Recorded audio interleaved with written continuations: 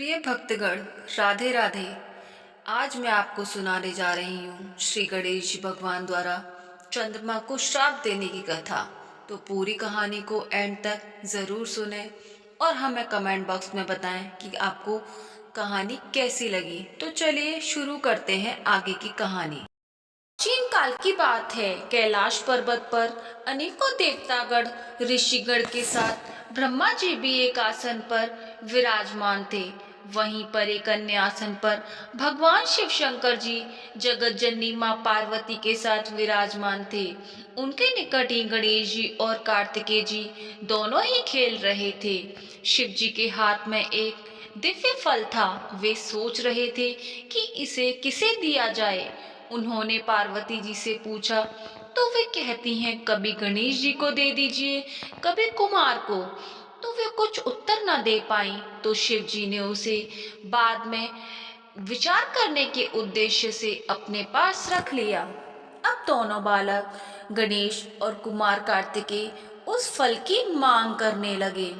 जब उनका अधिक आग्रह बढ़ा तब शिव जी ने ब्रह्मा जी से पूछा, हे ब्रह्मन, यह फूल फल देवर्षि नारद जी दे गए हैं। इसे यह दोनों बालक मांग रहे हैं और फल तो एक ही है।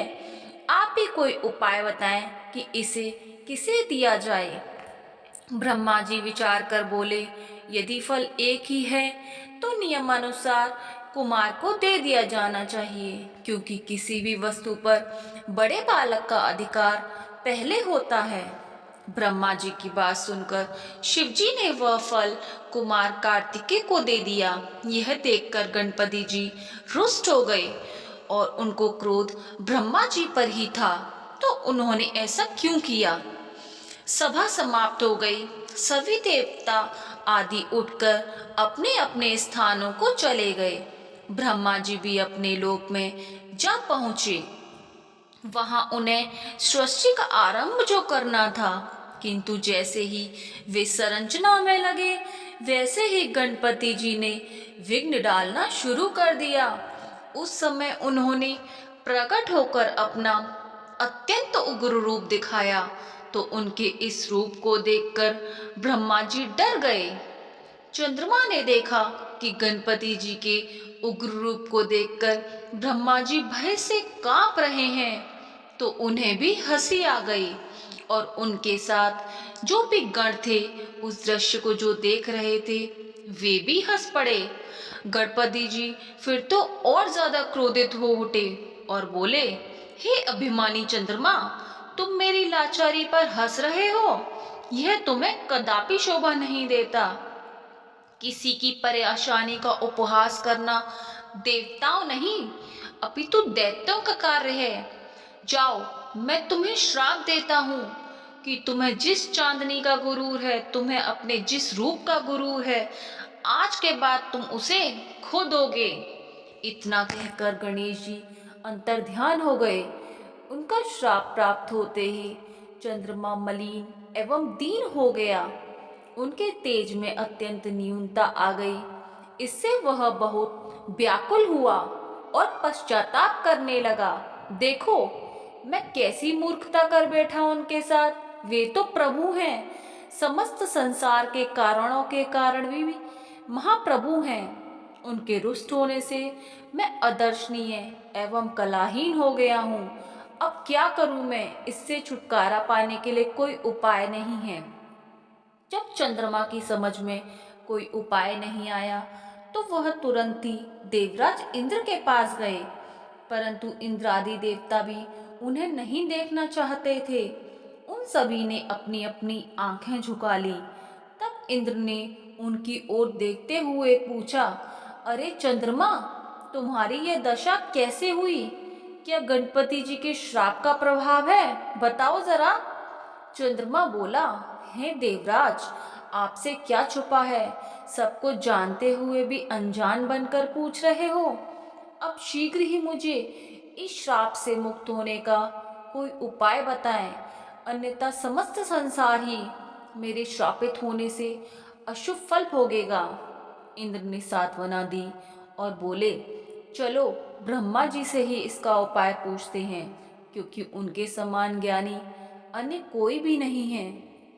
सारे देवता ब्रह्मलोक पहुँचे। आगे आगे चंद्रमा और पीछे पीछे इंद्र और सारे देवतागण।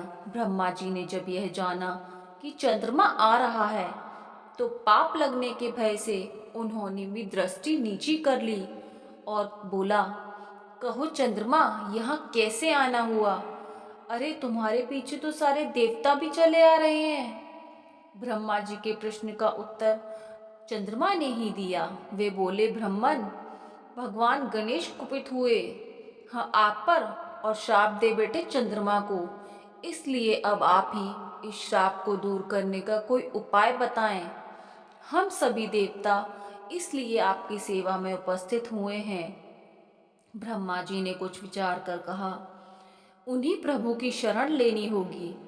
हे देवराज, चंद्रमा को आगे रखकर उन्हीं का पूजन और स्तवन करो। ब्रह्मा जी की बात सुनकर भगवान गजानन के पूजन की तैयारियां की गईं। गणेश जी की प्रतिमा बनाकर षोडशोपचार पूजन एवं भावना पूर्वक स्तुति कर निवेदन किया गया। प्रभु, चंद्रमा पर कृपा कीजिए।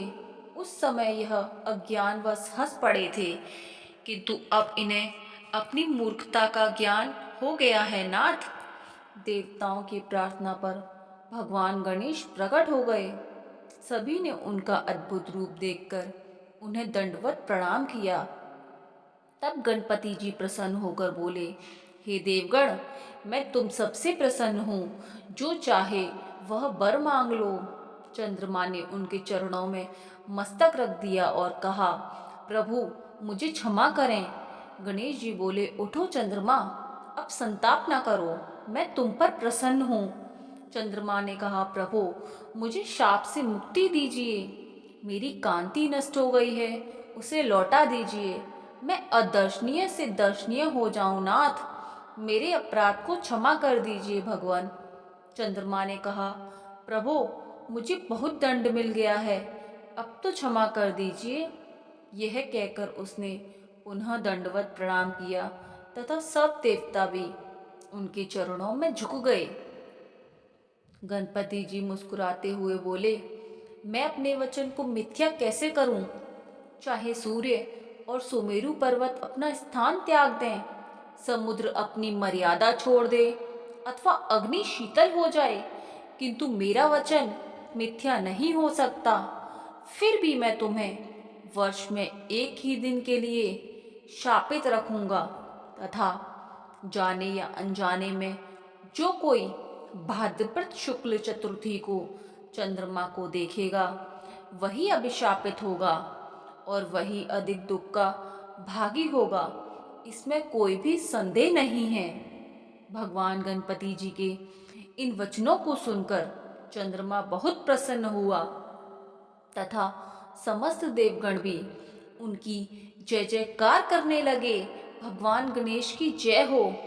चंद्रमा ने पुनः निवेदन किया, हे प्रभु, भविष्य में मुझे इस प्रकार की मूर्खता न हो तथा मेरा चित्त आपके चरणों के स्मरण में लगा रहे, ऐसा मुझे वर प्रदान कीजिए। तो गणपति जी ने प्रसन्न होकर बोला, ऐसा ही होगा, तथास्तु। परंतु मेरे एकाक्षरी मंत्र गंग का जप करते रहना।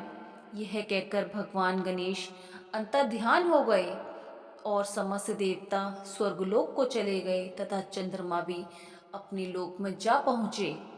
चंद्रमा ने 12 वर्ष तक तपस्या की और गणेश जी के एकाक्षरी मंत्र गंग का निरंतर जप करते रहे। तभी सहसा एक दिन वे प्रभु चंद्रमा के समक्ष प्रकट हो गए। इस समय उनकी रूप छटा देखकर निशापति अवाक रह गए और दोनों हाथ जोड़कर प्रणाम करते हुए उनकी स्तुति करने लगे। हे प्रभु, मैंने अज्ञानवश जो भी अपराध किया था उसे क्षमा करके मुझे मेरा पूर्व रूप प्रदान कीजिए। हे नाथ, आप ही मुझे मेरा यह रूप प्राप्त करा सकते हैं। हे कृपानिधि, विश्व की उत्पत्ति करने वाले, विश्व का पालन और प्रलय के आप ही एकमात्र कारण हैं। आपका तिरस्कार कोई भी नहीं कर सकता। भगवान गणेश ने चंद्रमा की ओर कृपापूर्ण दृष्टि से देखा और मधुर मुस्कान बिखेरते हुए बोले, हे सुधांशु, यह तो मैं पहले ही कह चुका था कि तुम प्रत्येक वर्ष केवल एक दिन के लिए ही अदर्शनीय रहोगे। उस दिन तुम्हें जो कोई भी जाने अनजाने देख लेगा, वही बस अभिशाप का भागी होगा। इस प्रकार तुम्हारी निस्तेज जस्विता को ऐसे ही लोग बांट लेंगे। कृष्ण पक्ष की चतुर्दशी में, कृष्ण पक्ष की चतुर्थी में जो भी व्रत किया जाए, उससे तुम्हारा उदय होने पर व्रत करने वाले लोग यदि मेरी और तुम्हारी यत्नपूर्वक पूजा करेंगे तो उस व्रत का फल का लाभ मिलेगा और उस दिन तुम्हारा दर्शन अवश्य करना चाहिए, अन्यथा व्रत का फल नहीं मिलेगा। इस प्रकार वरदान देकर भगवान गणेश अंतर्ध्यान हो गए तथा चंद्रमा अपने पूर्ण रूप में प्राप्त होकर आकर प्रसन्न हो गए। बोलो गणपति गणेश की जय, गणपति भगवान की जय। ओम गंगणपते नमः, ओम गंगणपते नमः। तो दोस्तों, कैसी लगी आपको ये कहानी, हमें कमेंट बॉक्स में ज़रूर बताएं और हमारे चैनल को लाइक, शेयर एंड सब्सक्राइब करना ना भूलें। धन्यवाद दोस्तों।